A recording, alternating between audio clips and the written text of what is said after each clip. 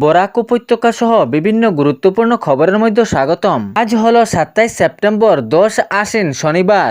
আজকের বিশেষ ও গুরুত্বপূর্ণ খবরগুলি হলো, প্রথম খবর, ভারত সরকার থেকে ঘোষণা করা হয়েছে প্রত্যেক মহিলাকে 10,000 টাকা করে অনুদান প্রদান করা হবে, যাহাতে মহিলারা আত্মনির্ভরশীল এবং নিজ ক্ষমতায় সচ্ছল হয়ে ভবিষ্যতে এগিয়ে যাওয়ার ক্ষমতা রাখতে পারে।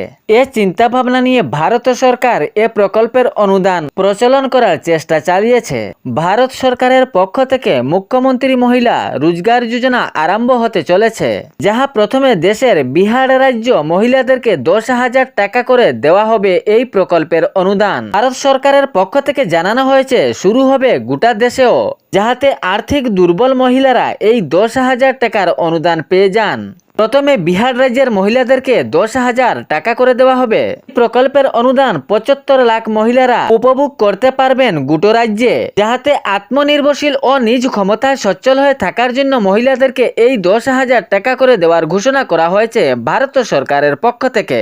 ভারত সরকারের পক্ষ থেকে জানানো হয়েছে 7.5 কোটি টাকার এই অনুদান প্রকল্প সরকারিভাবে 10,000 টাকা করে দেওয়া হবে ভিন্ন ভিন্ন রাজ্যে, যাহাতে আর্থিকভাবে দুর্বল এই প্রত্যেক মহিলারা 10,000 টাকা করে মুখ্যমন্ত্রী মহিলা রোজগার যোজনার এই সুবিধা উপভোগ করতে পারেন।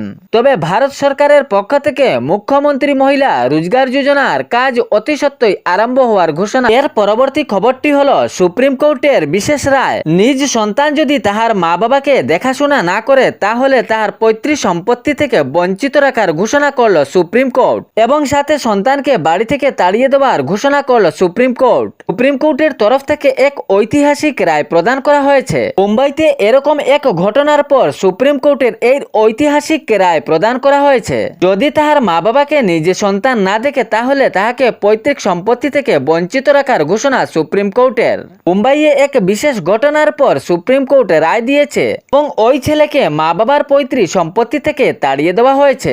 এর পরবর্তী খবরটি হলো, অরুণোদয় সহ অন্যান্য সরকারি প্রকল্পের অনুদান কয়েকদিনের ভিতরে দেওয়া হবে বলে ঘোষণা করা হয়েছে। অরুণোদয় 3 প্রকল্পের অনুদান 25 সেপ্টেম্বর দেওয়ার ঘোষণা করা হয়েছিল, কিন্তু সরকারিভাবে কোনো কাজকলাপে বাধা পড়ায় ওই 25 সেপ্টেম্বর তারিখ স্থগিত রাখা হয়েছিল।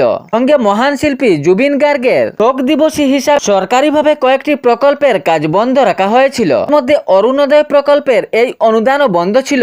তবে সরকারি প্রকল্পের অনুদান কয়েকদিনের ভিতরে দেওয়া হবে বলে ঘোষণা করা হয়েছে। এর পরবর্তী খবরটি হলো, পাতারকান্দিতে ঘটল এক ভয়াবহ এবং হৃদয় বিদায়ক ঘটনা। এক মালবাহী ট্রেনের ধাক্কায় মর্মান্তিকভাবে মৃত্যু এক মহিলার। ঘটনাটি সংঘটিত হয়েছে পাতারকান্দির কলকল্লি ঘাট ও চানকিরা রেলওয়ে স্টেশনের পাশাপাশি কলকল্লি বস্তি এলাকায়। মালবাহী ট্রেনের ধাক্কায় সঙ্গে সঙ্গে এক মহিলার মৃত্যু। ট্রেনের ধাক্কায় প্রাণ যাওয়া মহিলার নাম মলিনা সিনহা বলে জানা গিয়েছে। ত্রিপুরা অভিমুখী ট্রেনের ধাক্কায় সঙ্গে সঙ্গে প্রাণ যায় এই মহিলার। এ দুর্ঘটনার পর মহিলার দেহ ময়নাতদন্তের জন্য শ্রীভূমি সিভিল হাসপাতালে নিয়ে যাওয়া হয়। জানা যায় এই মহিলার বাড়ি পাতারকান্দি থানার অধীনে কচুবাড়ি গ্রামে। এই ঘটনার পর পুরো এলাকায় চাঞ্চল্য সৃষ্টি হয়। ঘটনার পর পাতারকান্দি রেলওয়ে পুলিশ এবং বিভাগীয় আধিকারিক ঘটনাস্থলে উপস্থিত হন এবং মরদেহ ময়না তদন্তের জন্য পাতারকান্দি সিভিল হাসপাতালে নিয়ে যান। সূত্রে জানা গিয়েছে এই মহিলা অবিবাহিত এবং বৃদ্ধা মা রয়েছেন, তা সচ্ছলভাবে দৃঢ় নয়। এই মহিলার এক ভাইও রয়েছেন অত্যন্ত গরিব, আর্থিক দুর্বল। এ ঘটনায় প্রশাসন তদন্ত শুরু করেছে। এর পরবর্তী খবরটি হলো, বরাক উপত্যকার হাইলাকান্দি জেলায় অসংখ্য যোগ্য হিতকারী রয়েছেন যা প্রধানমন্ত্রী আবাস যোজনা থেকে বঞ্চিত। এ নিয়ে বিভিন্ন সোশ্যাল মিডিয়ায় দেখা গিয়েছে প্রতিবাদ করতে, যা প্রধানমন্ত্রী আবাস যোজনার পাকা ঘরের যোগ্য হিতকারীরা এই পাকা ঘর থেকে বঞ্চিত হয়েছেন। এ বিষয়ে হাইলাকান্দি জেলার জেলা পরিষদ চেয়ারম্যান ফাতিমা বেগমের দৃষ্টি আকর্ষণ হয় এবং এ বিষয়ে নতুন করে সমীক্ষা এবং জিও ট্যাগিং করা হোক উনি দাবি জানিয়েছেন। হাইলাকান্দি জেলা পরিষদের চেয়ারম্যান ফাতিমা বেগম গতকাল হাইলাকান্দি জেলার মাননীয় জেলা কমিশনার মহাশয়ের কাছে একটি স্মারকপত্র প্রদান করেন। তিনি জানিয়েছেন প্রধানমন্ত্রী আবাস যোজনার নতুন তালিকা থেকে অনেক যোগ্য হিতকারীরা বঞ্চিত রয়েছেন, যাহা বিভিন্ন সোশ্যাল মিডিয়ায় প্রতিবাদ করতে দেখা গিয়েছে। তিনি জানিয়েছেন যোগ্য হিতকারীরা প্রধানমন্ত্রী আবাস যোজনার পাকা সরকারি ঘর থেকে বঞ্চিত রয়েছেন। এ বিষয়ে নতুনভাবে সমীক্ষা ও জিও ট্যাগিং করা দরকার, নইলে এ যোগ্য হিতকারীরা পাকা ঘরের স্বপ্ন কখনো পূরণ করতে পারবেন না।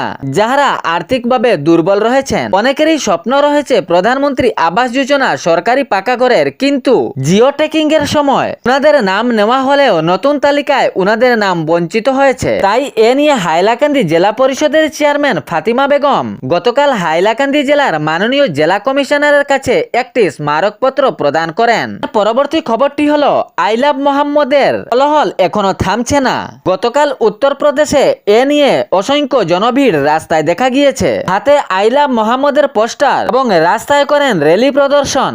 উত্তরপ্রদেশের বরেলিতে অসংখ্য লোকজন গতকাল জুম্মার নামাজের পরে আই লাভ মোহাম্মদের পোস্টার হাতে নিয়ে র্যালি করতে দেখা গিয়েছে। তখন পুলিশ বাহিনী এই বিরাট র্যালি থামানোর চেষ্টা চালায়। তখন জনভিড়ে এক বিশৃঙ্খলা সৃষ্টি হয়ে পড়ে।